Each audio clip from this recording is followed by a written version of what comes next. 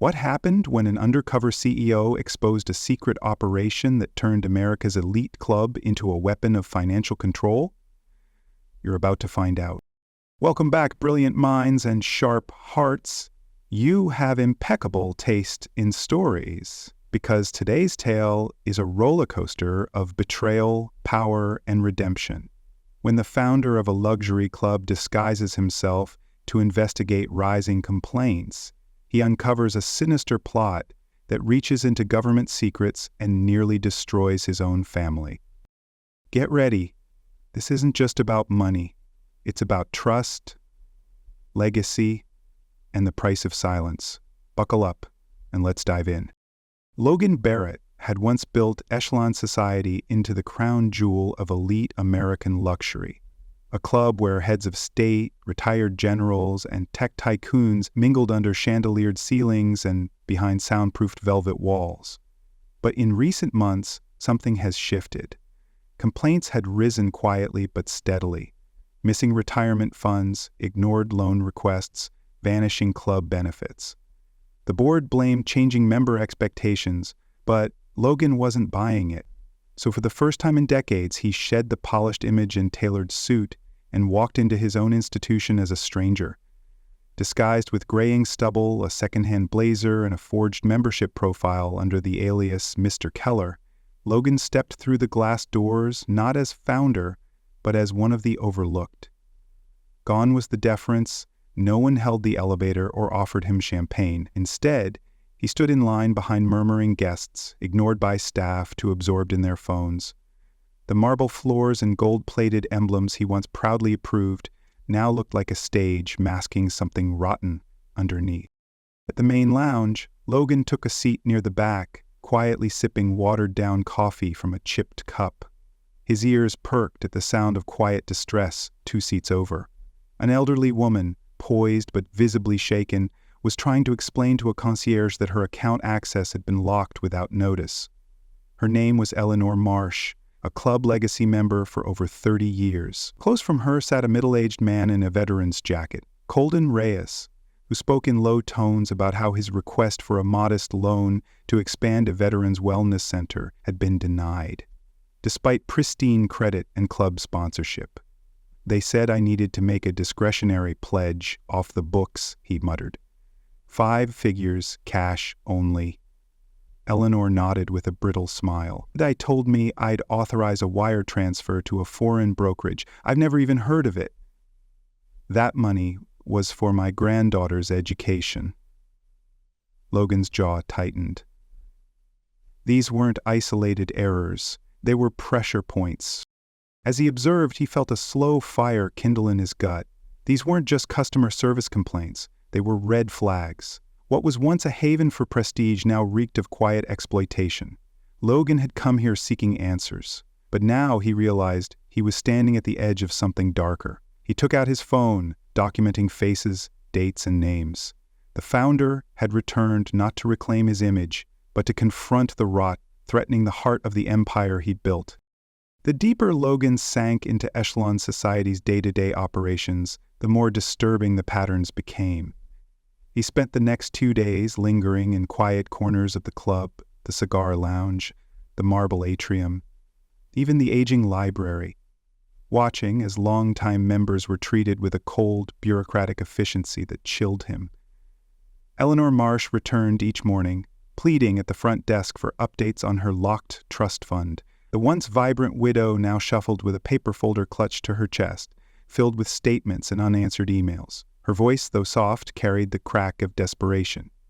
It was supposed to be secure, she told one staffer, who barely made eye contact. That money's been untouched for 12 years. Where is it? The employee responded with a rehearsed smile and offered her another appointment next week, then quickly walked away. Logan followed her path and noticed something chilling. Several of the elderly members had similar folders and wore the same expression: confused, burdened, betrayed. Later that day, Logan reconnected with Colton Reyes. They shared a bench near the koi pond where Logan had once signed multi-million-dollar deals with diplomats and venture capitalists. But Colton wasn't here to reminisce. I fought for this country. Never missed a payment. Never asked for favors, he said quietly. Then suddenly my files flagged as a risk. The club's internal underwriters said the only way to move forward was a silent donation to expedite the review. That's not just unethical, that's blackmail. Logan's expression darkened as Colton handed him a photocopy of the loan denial letter, signed not by a bank but by an echelon-appended financial advisor. They're turning this place into a private bank, Colton added, but with none of the regulation. That night, Logan returned to his modest guest suite and logged into the internal member services portal using his alias. He submitted a financial request under his fake identity. Pristine credit history, strong income, no red flags. The system rejected it within hours. No reason given. Just a brief message, application denied based on proprietary risk assessment. He cross-referenced his request with the internal database he still had access to from his former position. Nothing matched. Something, or someone, was manually manipulating outcomes. The Echelon Society had been built to preserve legacy and protect its members, but now it felt more like a haunted vessel, hollowed out and reprogrammed to prey on the very people it once served. Logan sat in silence, staring at the rejection notice. The ghosts of the institution were not just metaphorical. They were walking the halls, clutching tolders, whispering truths no one else seemed willing to hear. The tension finally broke on a rainy Thursday afternoon. Logan was seated in the club's atrium cafe, quietly reviewing discrepancies in financial logs when the commotion started near the reception desk. A young woman, soaked from the downpour and clutching a plastic folder, burst into the main lobby. Her voice shook with emotion, not rage, raw, desperate grief. "I need to speak to someone about my mother's account, please," she cried. The woman was Maya Reyes, Colton's niece, and her panic immediately drew Logan's attention. Staff members tried to calm her, but she wouldn't be silenced. Her nursing home payments bounced. "She was discharged last night with no warning. My mother has early-onset Alzheimer's. She couldn't have moved those funds. Someone here emptied her account, and no one will tell me why." Her face was blotched with tears, her hands trembling as she held out transaction records. One staff member whispered into a mic, and within moments, 2 security guards approached to escort her out. Logan stood up instinctively but stopped himself. Acting now could blow his cover. Instead, he trailed behind as Maya was led to the side exit. She didn't resist but looked devastated, her voice cracking as she muttered, "My father worked here for 20 years. You dishonor him." As the door shut behind her, Logan's thoughts turned sharp. Her father, Diego Reyes, had been a well-known chef in Echelon's culinary wing before being dismissed under vague accusations of financial misconduct 2 years ago. Rumors swirled back then, but Logan had never seen any evidence. Now, the picture was coming into focus. That night, Logan tracked Maya down through Colton. They met in a quiet tea room away from cameras. She was guarded at first, but when Logan revealed who he truly was, her eyes widened with disbelief. "You're him.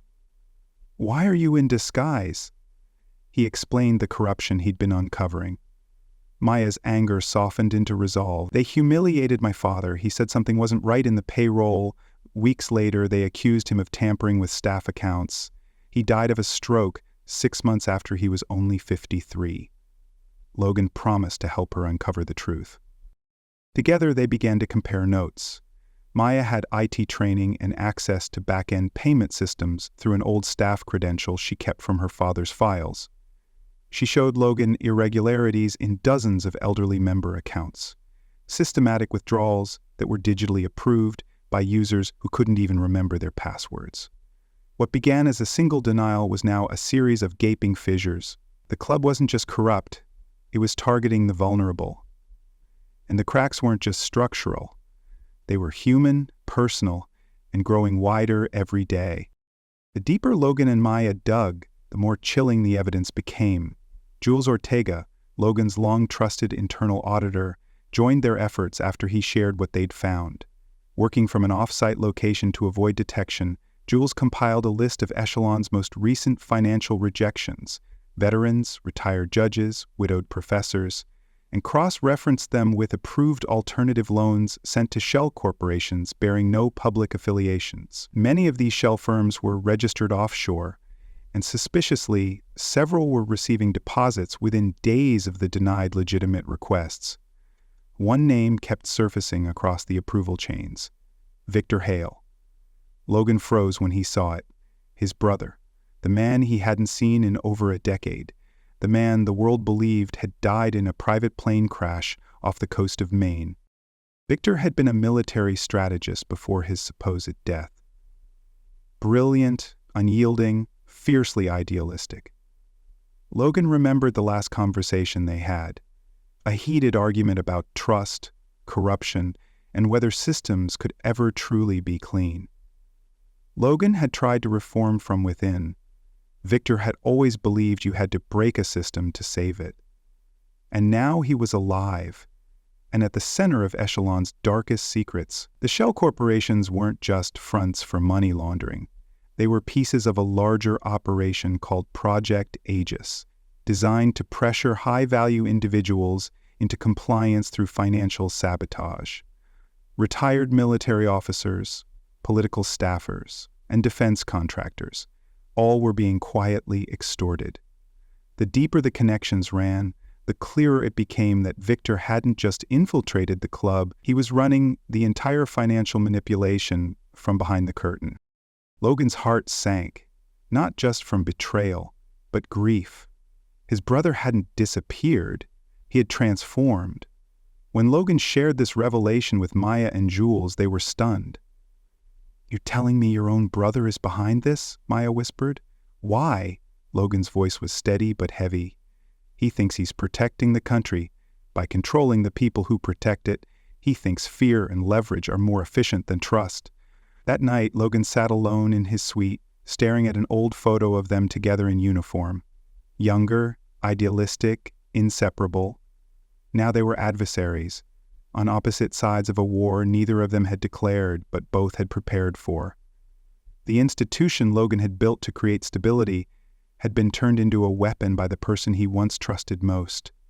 The divide between them wasn't just personal, it was philosophical, generational, and potentially irreversible. But if Logan had any hope of saving the club and the people it was meant to serve, he would have to face his brother, not just as CEO, but as family. The reckoning came faster than Logan anticipated. Just as he, Maya, and Jules began planning how to present their findings to federal investigators, a chilling shift in tone swept through the club. Staff who had previously ignored him began watching him too closely. Club attendants lingered near his room longer than necessary. Even his encrypted messages to Jules started receiving suspicious delays. Then came the warning, a handwritten note tucked into the folds of a financial report left on his breakfast tray. It read, "Stop digging," or "Next time, we dig a grave." That same afternoon, Maya's mother was suddenly discharged from her care facility without notice, citing non-payment. The timing was too exact. Logan and Maya rushed to rehouse her under a friend's guardianship, but the message was clear. They were being monitored, and someone powerful was moving to shut them down. As paranoia deepened, Logan confronted Allison Vega in her office under the pretense of revisiting his denied financial application. She played her usual role, calm, pleasant, detached, but when Logan let slip that he knew about the shell accounts, something in her eyes flickered. "You should be careful where you ask questions, Mr. Keller," she said coolly. "Your brother always said you were too sentimental to survive in this world." That sealed it. She knew who he really was. The mask was off. Later that night, Jules nearly ran off the road on her way home. Her car was forced into a ditch by an unmarked SUV with blacked-out plates. She escaped with only bruises and a broken windshield, but she was shaken. "They know everything," she whispered over a scrambled call. "I think they're inside the club systems. We're running out of time." With everything unraveling, Logan knew they couldn't trust standard channels. Any formal audit or external inquiry would be intercepted or sanitized. They needed a dramatic move, a way to make the truth undeniable and unignorable. But first, they had to isolate the source of the system's manipulation and confirm Victor's control. Jules, recovering at a safe house, handed Logan a new lead, a data drive hidden inside a hollowed-out cufflink box from her grandfather's WR memorabilia. "This is everything," she said. "Project Aegis, the false denials, the money trails." It included internal comms between Victor, Vega, and others referring to something ominous, Protocol Zero. Logan didn't yet know what it was, but the name alone made his gut twist. The trap had been set, but Logan no longer feared being caught. Now he was setting one of his own. Only this time, he wouldn't be walking into it alone. The true scale of the conspiracy unfurled inside the code-stamped files Jules had hidden in her grandfather's cufflink box. Logan sat alone in an off-grid cabin Maya had secured for them, deep in the hills beyond the city, with no Wi-Fi, no cell signal, and only a single generator-powered laptop to examine the contents. What he uncovered left him speechless. Project Aegis wasn't merely a fraud mechanism. It was a systemic intelligence. The shell corporations weren't just laundering stolen funds. They were funneling bribes and hush payments to silence high-clearance individuals across sectors, retired generals, defense contractors, cybersecurity advisors, even judges. Each of them had been quietly financially destabilized. Bank accounts drained, credit scores sabotaged, asset freezes triggered, until they were desperate. Then, just as they hit rock bottom, they'd be approached by benevolent partners offering financial relief in exchange for sensitive access, insider cooperation, or silence. Names, dates, even internal memos were all there, signed, encrypted, time-stamped. It wasn't just Echelon. Barrett was stunned to see that several other luxury institutions, elite country clubs, and boutique financial groups were involved, each acting as decentralized nodes in this covert pressure system. At the top of the command chain, his brother Victor Hale appeared again and again, signing off on transfers, flagging targets, and coordinating relief packages under the alias Cerberus. But the most disturbing file came last, a blueprint labeled Protocol Zero. According to the documents, Protocol Zero was the next evolution of Project Aegis, an AI-driven algorithm designed to autonomously monitor and control financial behavior across high-level institutions. Once deployed, it could flag potential threats before they even acted, preemptively sabotage financial reputations, and reroute wealth to secure patriotic channels. Logan read in horror as he realized the system was designed to eliminate human discretion entirely. "No more weak links," Victor had written in a secure message to Edgar Carraway. "No more conscience, just control." Even worse, the files indicated that Protocol Zero's launch was imminent, scheduled to begin with a private summit at Echelon during the upcoming annual Founders Circle meeting. Logan knew that once it went live, the manipulation wouldn't just be limited to a few members. It would ripple across national security infrastructure, judicial networks, and global markets. What began as an investigation into elder financial abuse had now become a race to stop the technological enslavement of a nation's most powerful protectors. Logan backed up the files and looked out the cabin window. The summit was only 72 hours away. Whatever the cost, he had to stop Protocol Zero before his brother's idea of order destroyed the last remnants of trust. The annual Founders Circle Summit at Echelon Society had always been the pinnacle of prestige, a velvet-draped affair where billionaires, retired intelligence officials, and global financiers toasted to legacy, secrecy, and power. But this year, Logan Barrett wasn't there to give a keynote. He was there to blow the roof off. Armed with evidence from Project Aegis, accompanied by Maya and Colton operating in the shadows, and with Jules coordinating a remote data stream through the Sentinel network, Logan had transformed the summit into a battleground. Maya had already looped the club's security camera feeds and muted audio surveillance systems. Colton's connections in federal law enforcement stood ready, 2 blocks away, waiting for the signal. Logan entered the grand ballroom in formal attire, nodding at guests who no longer recognized him. At the front table sat Victor Hale, alive and well, as commanding as ever. His eyes met Logan's without surprise. "Welcome, brother," Victor said coolly. "Here to reclaim your throne?" Logan didn't respond. Instead, he placed a USB drive into the summit's central presentation console. "No," he said, his voice firm but measured. "I'm here to return this place to what it was supposed to be." Within seconds, every screen in the room lit up, displaying transaction logs, offshore accounts, coercion blueprints, and audio recordings of key players approving blackmail deals. Gasps echoed. A senator stood, stunned to see her own assistant's name tied to a bribery chain. A retired general whispered curses under his breath. The room froze. And then chaos erupted. Victor remained seated, almost amused. "You don't understand what you've done," he said. "You've just destroyed the one thing keeping our enemies at bay." Logan stepped closer. "By turning our own people into pawns? You made yourself the enemy, Victor."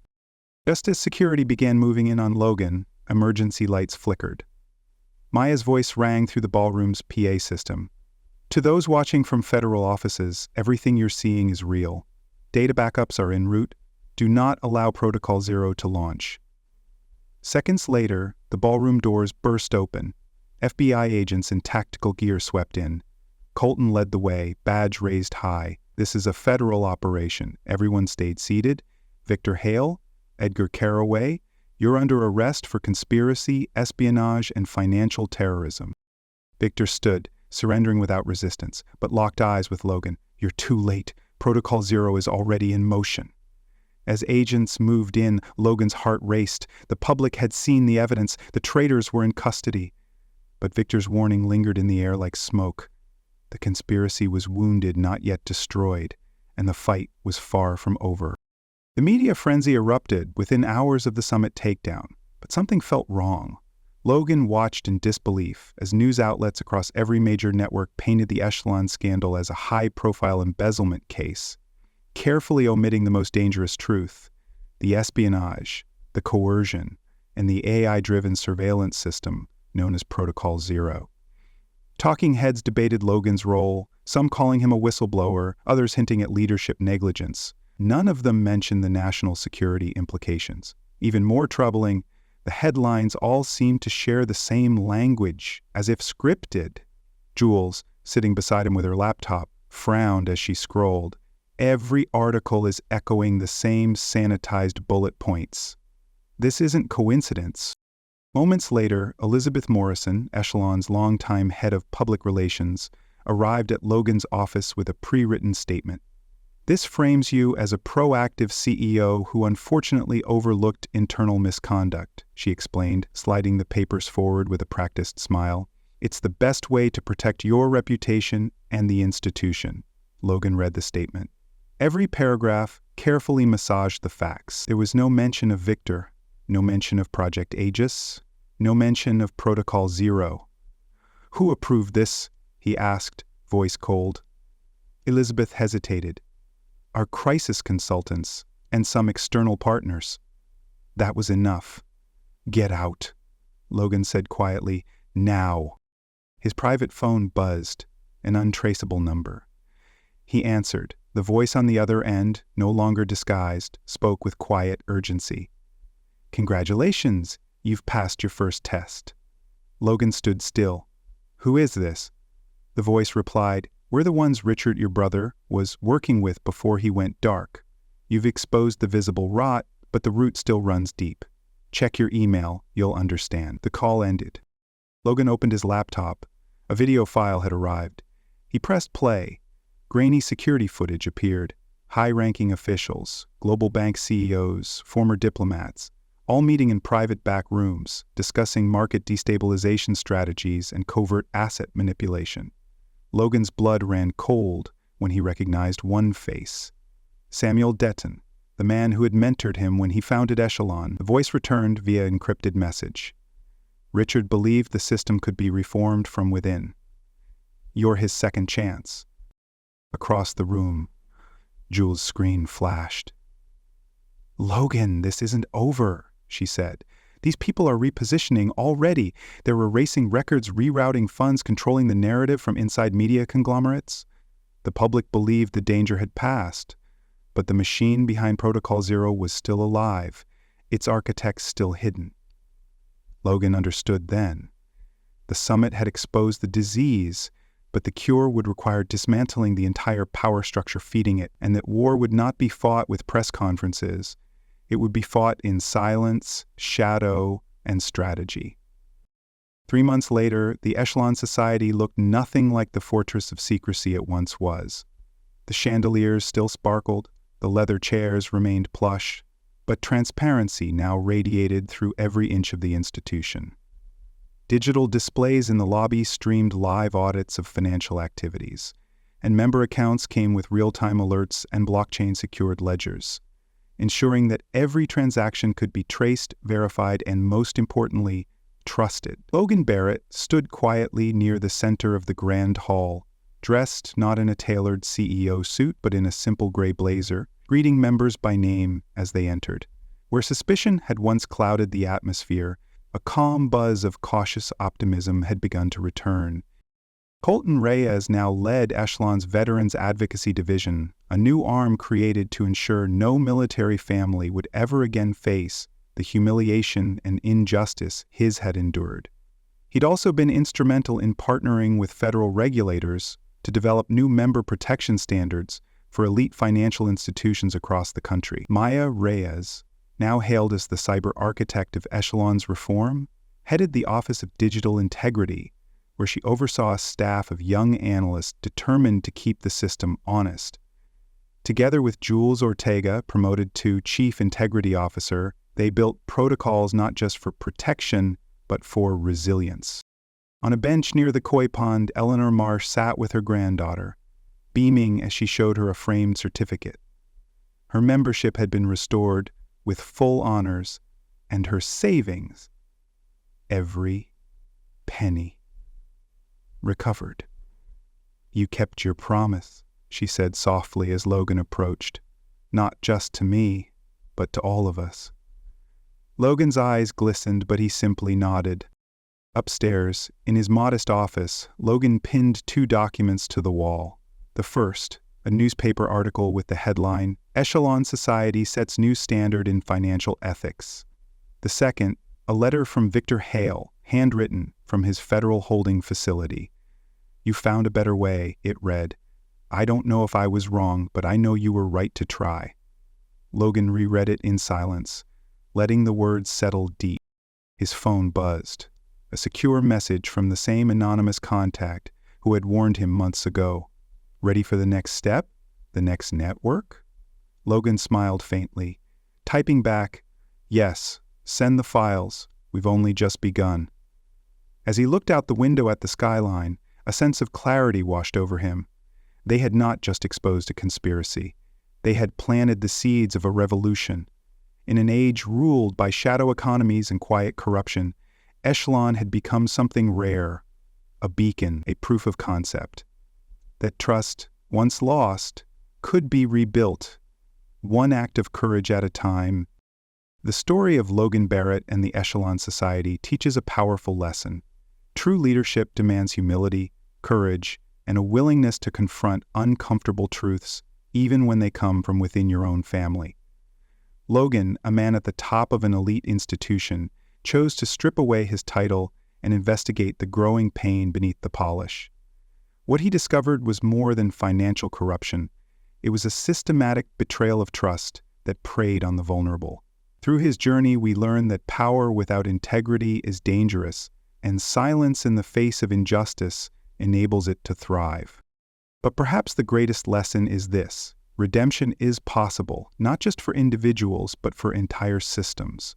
By facing the shadows of his own creation, Logan transformed Echelon into a model of transparency and ethics, proving that legacy isn't built on prestige, it's built on accountability. In a world where institutions often hide behind secrecy, the story reminds us that the fight for fairness requires ordinary courage, clear-eyed truth, and relentless action. And when leaders are brave enough to listen, change isn't just possible, it's inevitable.